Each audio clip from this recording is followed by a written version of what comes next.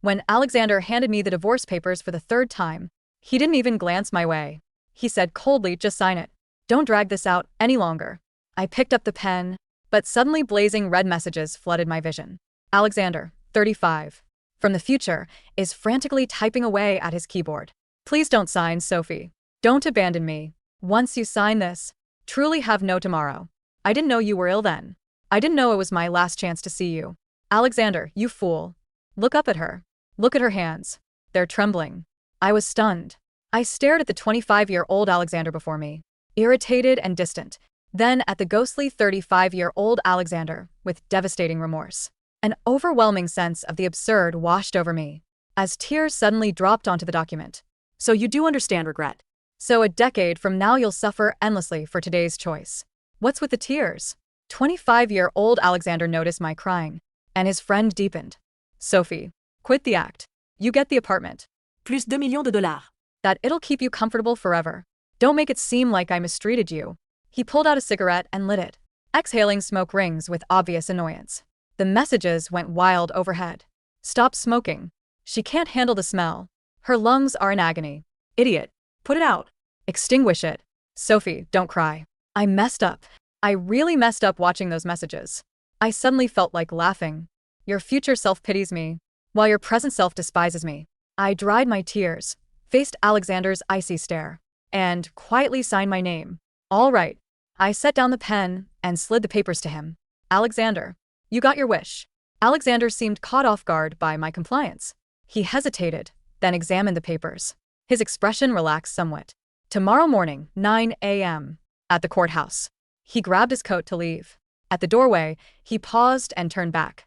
Sophie, stay away from me from now on. Rose is pure-hearted. I don't want her hearing gossip. The messages erupted again. Rose pure-hearted? What a joke. She's pretending. She's faking her condition to deceive you. Alexander, you're completely blind. The woman who genuinely loves you stands before you, yet you're destroying her. Sophie, stop him from leaving. Tell him about your illness. Tell him it's cancer. I saw that phrase. Tell him it's cancer, and instinctively felt for my purse. Buried inside was a medical report. Advanced stomach cancer. The doctor said I had maybe 3 months left. I'd originally planned to tell him. Even with divorce looming, I wanted companionship during my final stretch, even if motivated by mere sympathy.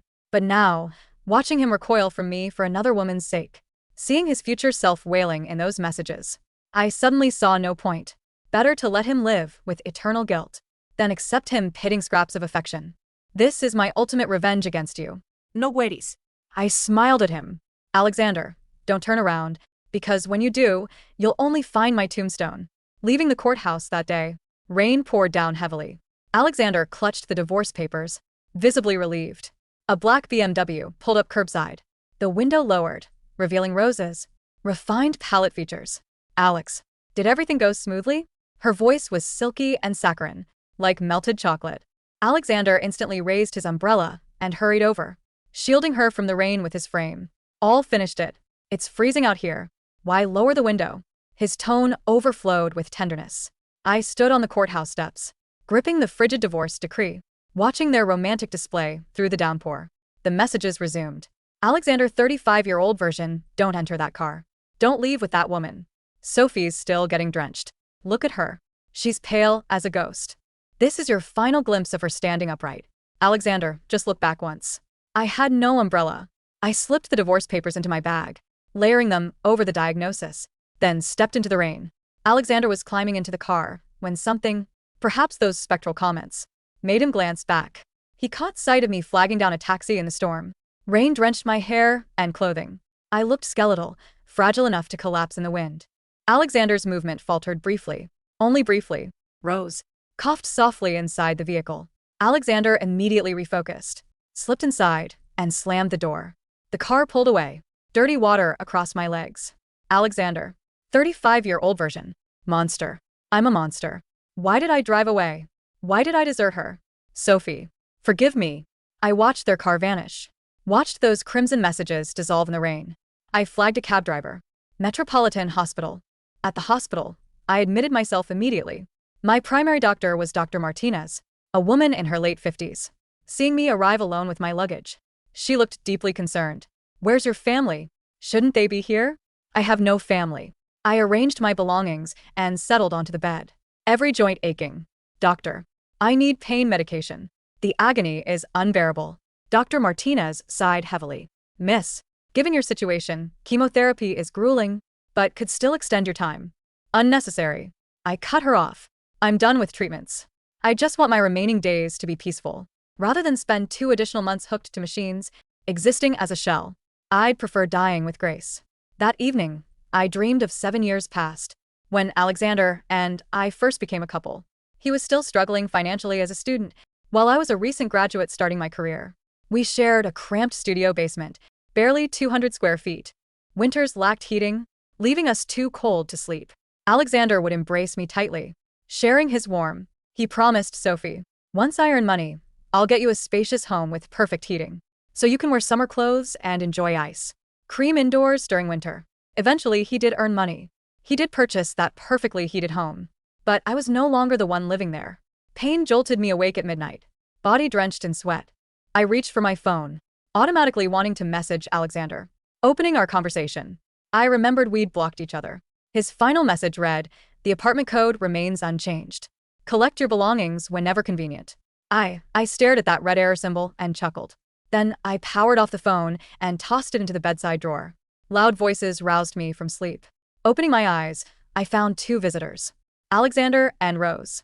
Rose Wore hospital attire within 4 line, nestled against Alexander while staring at me with surprise.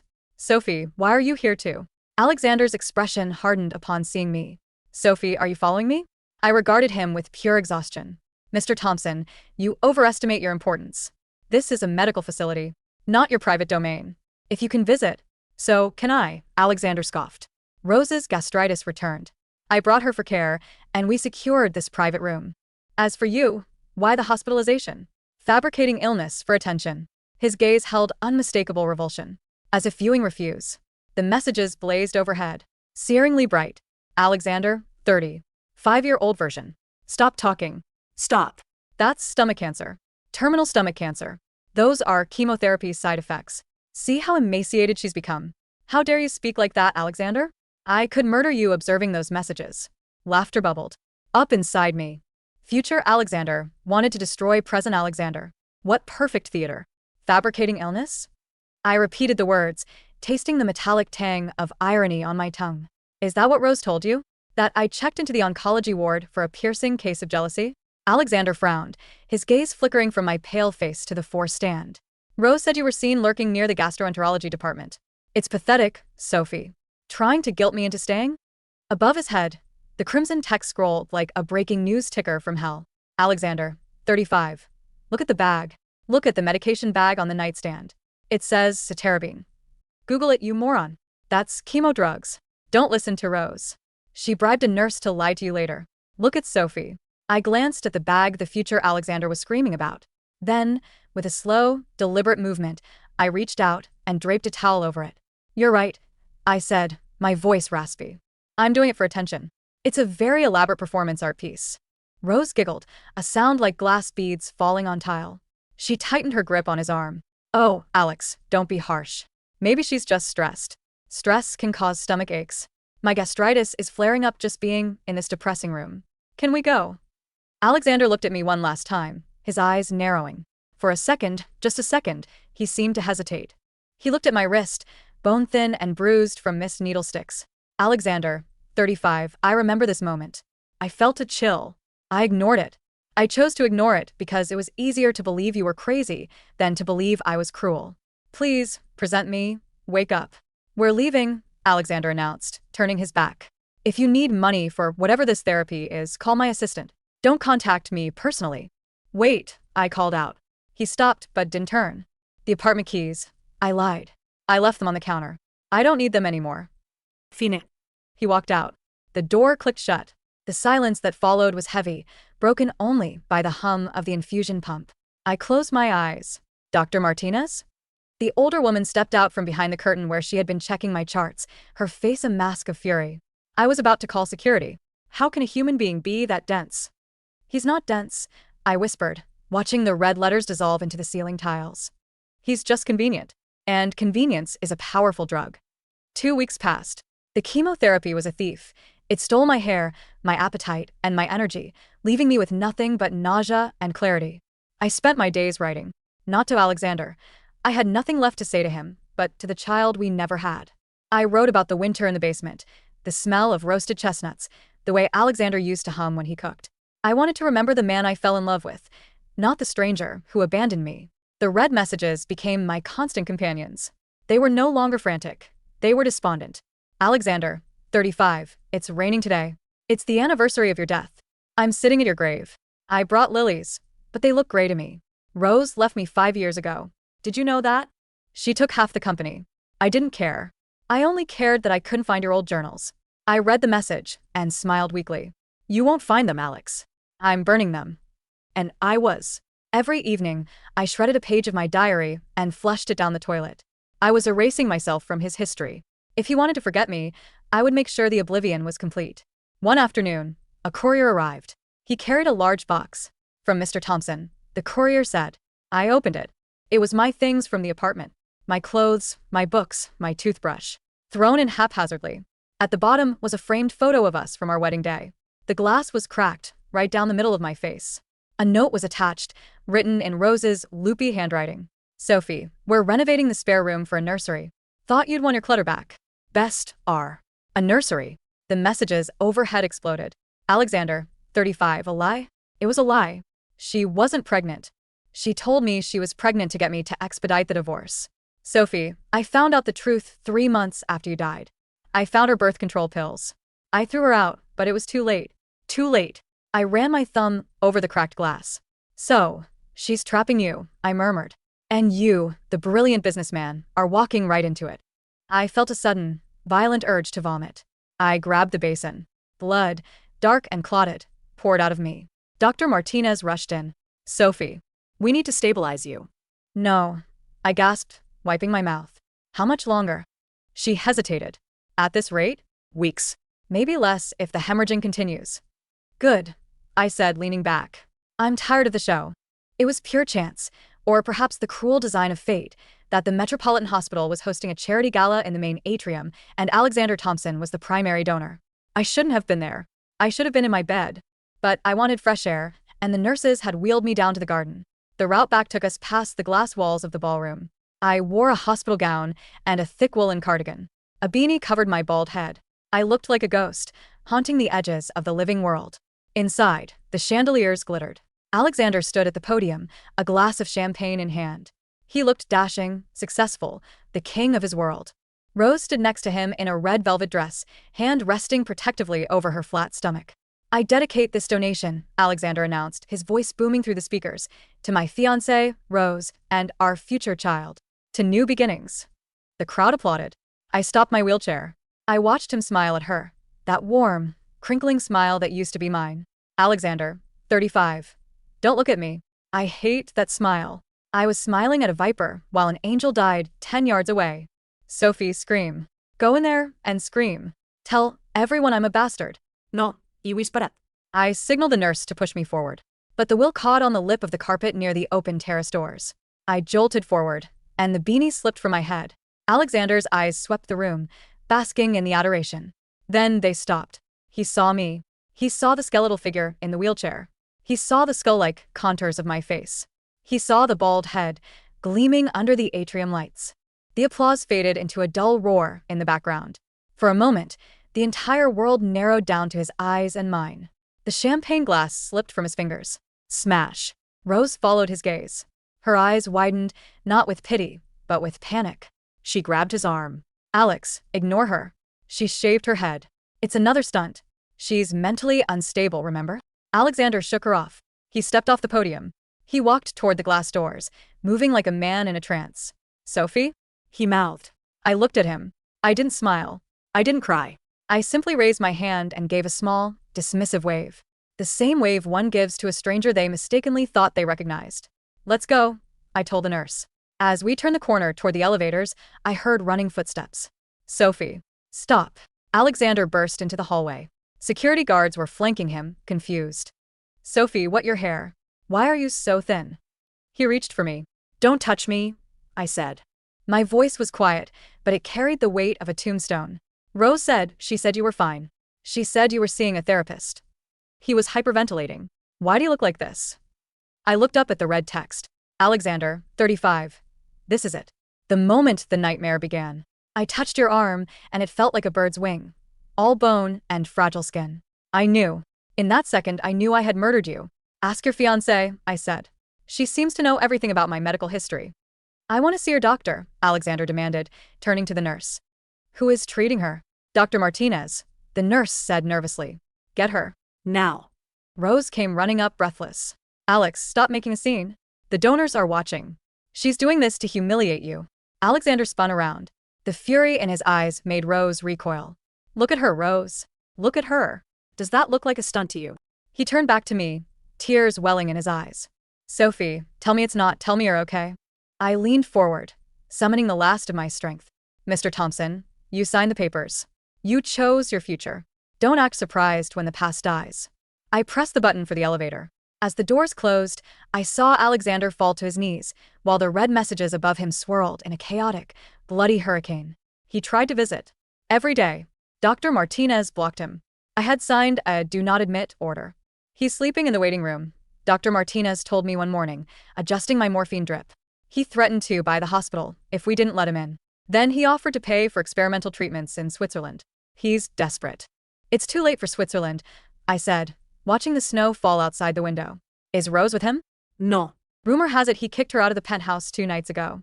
Security escorted her off the premises. I watched the ceiling. Alexander, 35. I read your file.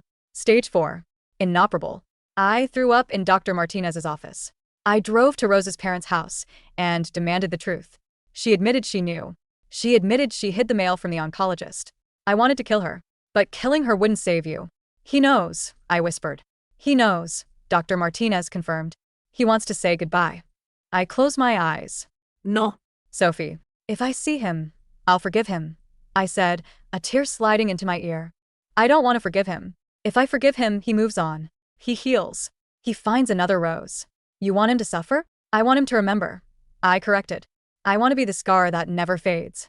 2 days later, the pain became a white noise that drowned out thought. I knew the end was close. The red messages were no longer sentences. They were just a constant, glowing hum of grief. I love you. I'm sorry.